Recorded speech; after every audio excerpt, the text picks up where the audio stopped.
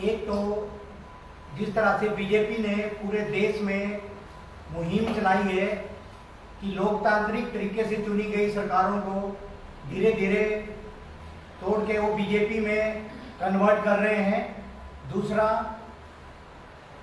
आम आदमी पार्टी महिलाओं के लिए एक रोजगार गारंटी और साथ में महिलाओं के लिए गारंटी जो है पालनपुर में देने वाली है, उसके लिए महिलाएं हमारी यहाँ प्रेस अलग से बात करेंगी। आज हिमाचल जो हिंदुस्तान जो है एक लोकतांत्रिक गणराज्य देश है, लेकिन आज धीरे धीरे लोकतांत्रिक तरीके से चुनी गई प्रदेश सरकारों को बीजेपी सरकार एक एक करके गिरा रही है। पूरे संसार में जो हिंदुस्तान जो है सबसे बड़ा लोकतांत्रिक देश माना जाता है और इसका लोकतंत्र जो है पूरे दुनिया में इसकी अपनी अलग से साख है।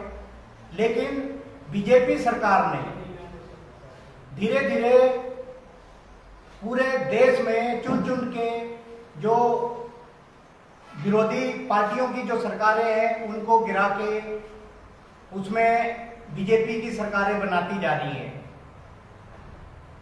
महाराष्ट्र में सरकार गिराई, कर्नाटका में सरकार गिराई, असम में सरकार गिराई, मणिपुर में सरकार गिराई, बिहार में भी कोशिश करी सरकार गिराने की। ऐसे बहुत जगह पे इन्होंने सरकारें गिराई।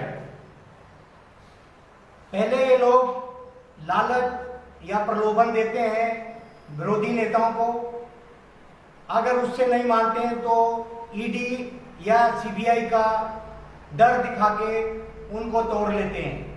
और लगभग सभी जगह पे ये जो बीजेपी की ये जो चाल है सफल रही है। लेकिन जब इन्होंने यही फार्मूला दिल्ली में अपनाना चाहा तो उसमें ये फेल हुए, क्योंकि आम आदमी पार्टी के नेता और कार्यकर्ता ये कट्टर ईमानदार नेता केजरीवाल जी के साथ पूरी तरह से अडिग है तथा वे ना किसी लालच या प्रलोभन में आते हैं, ना किसी तरह के ईडी या सीबीआई के डर से उन्होंने आम आदमी पार्टी को तोड़ने की राह चुनी।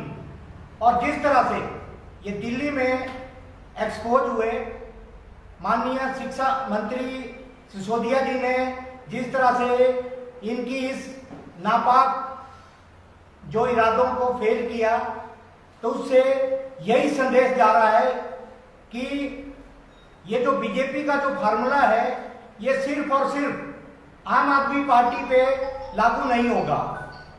तो इसीलिए आज हिमाचल प्रदेश की जनता से हम यही आग्रह कर रहे हैं कि अगर हम किसी दूसरी पार्टी के को वोट देते हैं तो उसका मतलब सीधा सीधा ये हो जाता है कि आने वाले समय में ये लोग या तो प्रलोभन में बीजेपी के हाथ बिकेंगे या किसी सीबीआई या ईडी के डर से ये बीजेपी के साथ चले जाएंगे। तो हम ये कह रहे हैं कि साथ में आज अरविंद केजरीवाल जी जो राष्ट्रीय संयोजक हैं, उन्होंने एक मोदी जी को एक ललकार दी है कि उन्होंने 5 ज्वलंत मुद्दे पूरे देश के जो भ्रष्टाचार के से पूरी तरह लिप्त हैं, उन्होंने ललकारा है कि अगर आप में दम है तो आप उन मुद्दों पे जांच बिठाइए, वहां पे सीबीआई बिठाइए या ईडी की से जांच कराइए। उसमें सबसे पहला मुद्दा हिमाचल प्रदेश और गुजरात में पेपर लीक मामले का है। जैसे युवा वर्ग बेरोजगारी से पीड़ित है, तो रोजगार के लिए उनके साथ पास एक साधन होता है कि वो टेस्ट दें और उसमें अपनी रोजगार प्राप्त करें। लेकिन हर बार जब भी कोई टेस्ट आता है तो पेपर लीक घोटाला हो जाता है।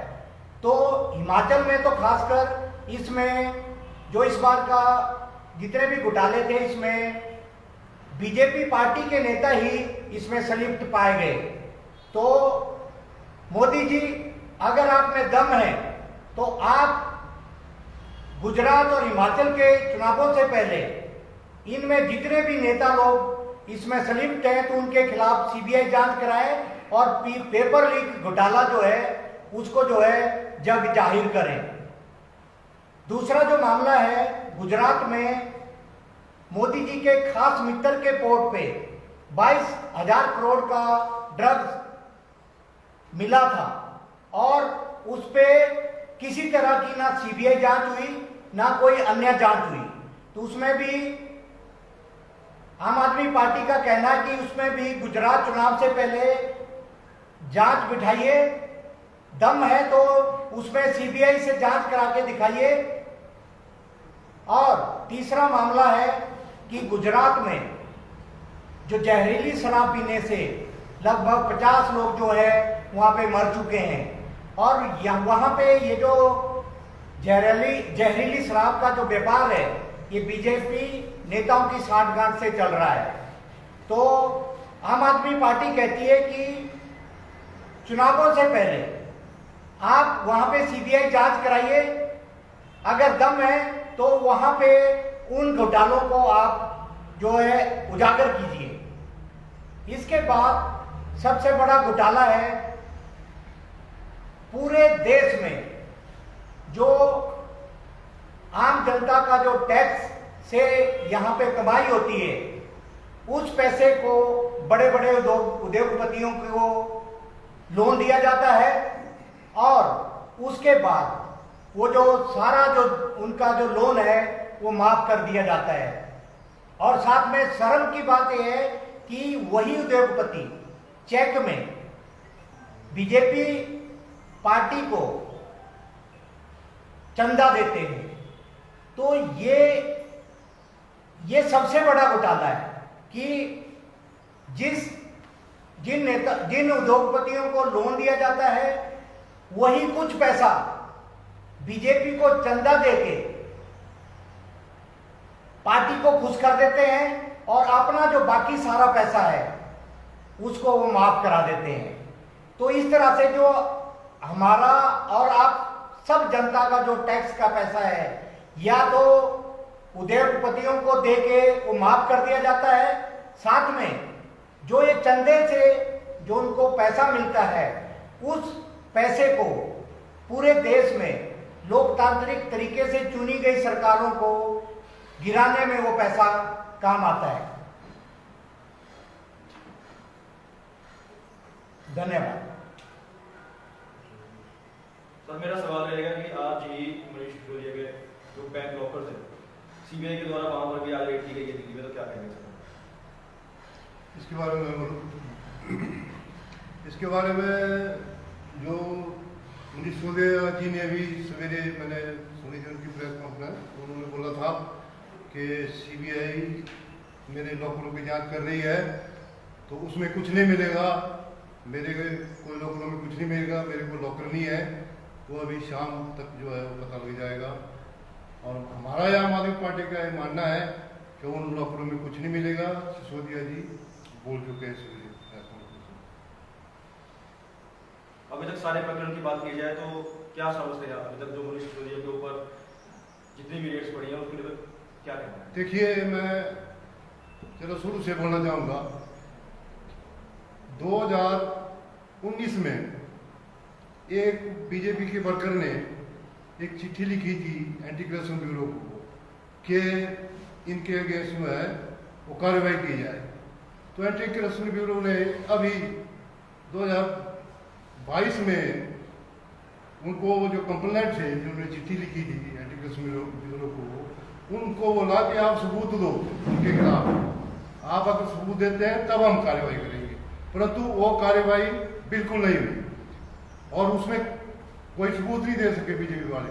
पर उसके बाद जो इन्होंने ये छापा डाला सीबीआई का, शिक्षा के इसके नाम पे, शराब के नाम पे कि शराब के उसमें धांधली हुई है, जबकि धांधली कोई नहीं हुई है। शराब के बारे में मैं बोलना चाहूँगा कि दिल्ली सरकार ने शराब पॉलिसी को चेंज किया और उसमें सारे जो ठेकेदार थे, उनकी जो यूनियन है, उनको बुलाया और उनको बोला कि दिल्ली सरकार जो है 9,000 करोड़ रुपए चाहती है, सही से हमको फायदा हो, जिससे हम इस पैसे को लोगों में बांट सके, लोगों को सुविधा दे सके। परंतु जब कोविड-19 आया, ठेकेदार मान गए कि ठीक है हम दे देंगे, हम इतनी बोली लगाएंगे सारे ने।